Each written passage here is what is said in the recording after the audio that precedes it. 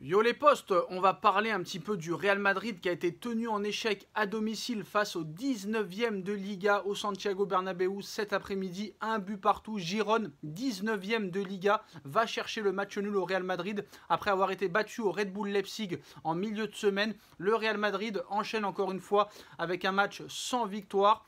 Très clairement, énorme performance aujourd'hui de Girone et je pense les postos qu'on va avoir le droit à la Ligue des Champions la plus ouverte de l'histoire. Il n'y a aucune équipe qui est impressionnante sur le papier à part peut-être le Bayern de Munich, mais sur la régularité, que ce soit Manchester City, que ce soit le Paris Saint-Germain, très clairement ils ont beaucoup de mal, que ce soit défensivement ou autre. Quand tu vois Manchester City, les deux derniers matchs en Ligue des Champions, c'est 0-0 contre Copenhague, 0-0 contre le Borussia Dortmund.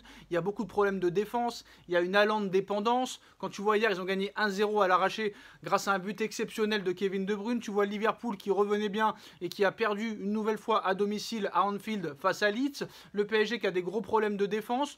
Le Bayern de Munich aussi, qui a des gros problèmes de défense. La Juve et le Barça éliminés. Et là, le Real Madrid aussi qui a un peu de mal. Mais après, voilà, vous le savez, je le dis très clairement, les équipes vont monter en puissance petit à petit, mais après il y a la Coupe du Monde en plein hiver, chose qu'il n'y avait pas l'année dernière, ou il y a 2 ans, ou il y a 3 ans, ou il y a même des décennies. C'est la première Coupe du Monde cet hiver. Est-ce que vraiment les équipes vont monter en puissance? Est-ce que tout le monde va récupérer son effectif au complet? Il y aura sûrement des blessures, mais le Real Madrid, les postos tenus en échec cet après-midi face à Girone. But de Vinicius Junior à la 70e minute. Et but de Stuani à la 80e sur penalty.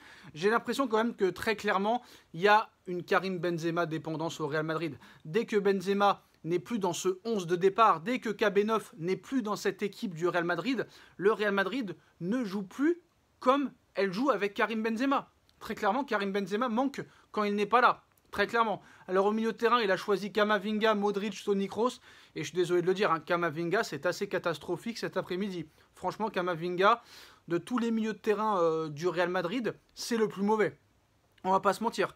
Alors je pense que Carlo Ancelotti avait décidé de le mettre titulaire parce qu'il pensait que c'était peut-être le match pour lui pour se refaire une santé. Mais voilà, un Real Madrid frustré, mais qui reprend sa place de leader. Avec 32 points, le Real Madrid est de nouveau leader de Liga. Mais ce match donnera beaucoup de regrets aux coéquipiers aussi de Luka Modric. 19 tirs du Real Madrid, seulement 6 cadrés pour un seul but. Et en plus, un penalty litigieux concédé à cause du VAR.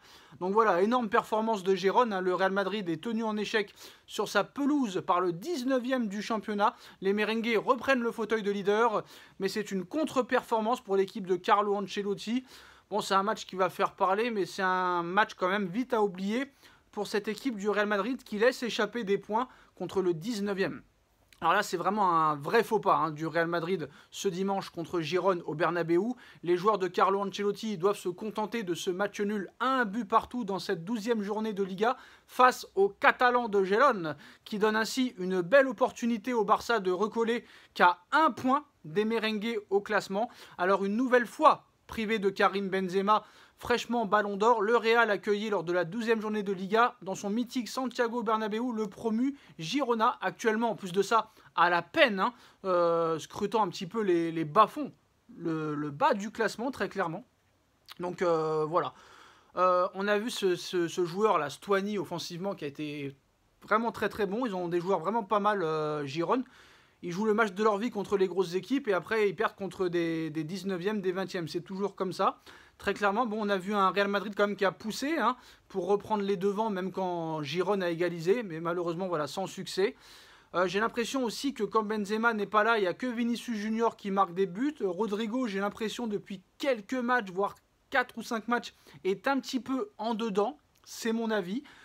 J'ai vu aussi un Paolo Gazzaniga devant qui a été très très très bon, l'ancien portier des Spurs Tottenham, le gardien de Girone ce soir. Pour moi, c'est l'homme du match parce qu'on va pas se mentir quand même. Le Real Madrid a été dominateur, 19 tirs, 6 cadrés. Très clairement, voilà, il a livré une très grosse performance pour maintenir son équipe à flot avec 5 arrêts, dont 2 assez extraordinaires et très importants en deuxième mi-temps. Et bon, bah voilà, très clairement, le Real Madrid va devoir se remobiliser parce qu'il ne faut pas croire que parce que tu es la meilleure équipe qui a tout gagné ces derniers temps, que tu peux te permettre des faux pas comme ça. Voilà, une saison c'est très très long, une saison il faut toujours rester concentré.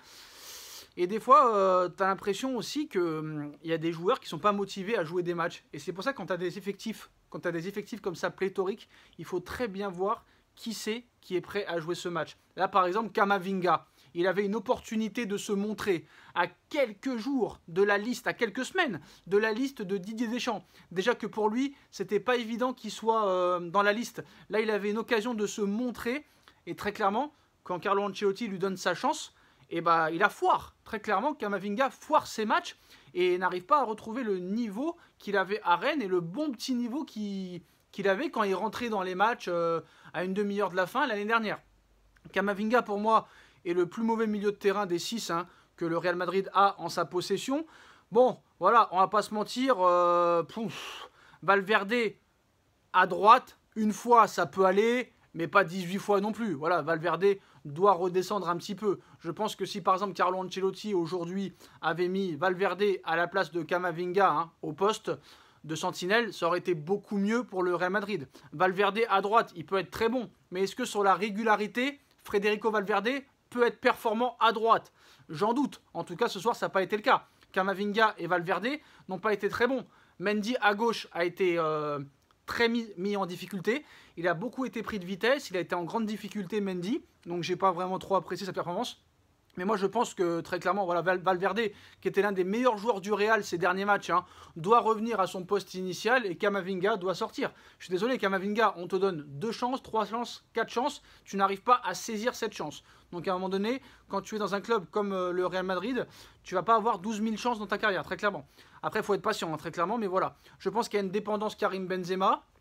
Je pense aussi que le Real Madrid a du mal, très clairement, à être efficace lors de ces derniers matchs. Et j'ai l'impression que la chance qu'avait le Real depuis maintenant plus de 2-3 ans à marquer des buts sur la fin, à être combatif jusqu'à la fin, est en train de disparaître et de diminuer de match en match. Alors attention, c'est une alerte pour tous les clubs d'ailleurs. Il faut mieux avoir des difficultés au mois d'octobre qu'au mois de mars, avril ou mai.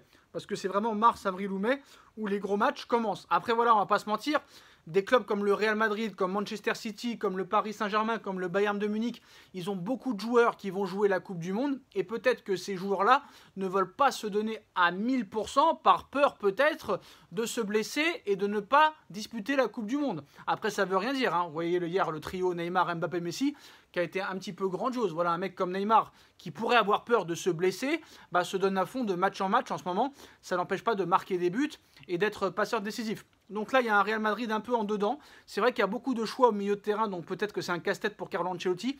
Mais cet après-midi, j'avais l'impression que très clairement, les joueurs qui étaient alignés par Carlo Ancelotti n'avaient pas envie de jouer. Très clairement, il n'y avait pas de motivation. On a vu un bon Modric, on a vu un bon Toni Kroos qui a été exclu d'ailleurs. Rodrigo a tenté, m'a essayé. Vinicius, c'est lui qui a porté le danger offensivement. Mais très clairement, quand Karim Benzema n'est pas là, c'est plus la même histoire. Voilà les postos. Le Real Madrid qui a été tenu en échec à domicile face au 19e de Liga. 1 but partout. Les buteurs, Vinicius Junior pour le Real, Stuani pour Giron. Le Real Madrid continue un petit peu son enchaînement de mauvais matchs et pas de victoire encore. Donc très clairement, dites-moi en commentaire pour vous à l'heure actuelle qui est votre favori pour la Ligue des Champions. City, le Paris Saint-Germain, le Real Madrid, Liverpool, le Napoli. À l'heure où on parle, moi je te dis, c'est plus le Napoli qui me fait peur que Manchester City ou le Bayern ou Liverpool ou le Real ou une autre équipe. Franchement, le Napoli, il surnage en ce moment. L'équipe la plus impressionnante depuis le début de saison, j'ai pas peur de le dire, c'est le Napoli. Et attention aussi au Benfica, qui sera aussi un bel outsider. Mais le Napoli, pour moi, est plus qu'un outsider. Les postos, dites-moi en commentaire ce que vous en pensez. On like, on partage, on commente, on s'abonne. Et on se retrouve très vite pour une nouvelle vidéo, les postos. Tchuss.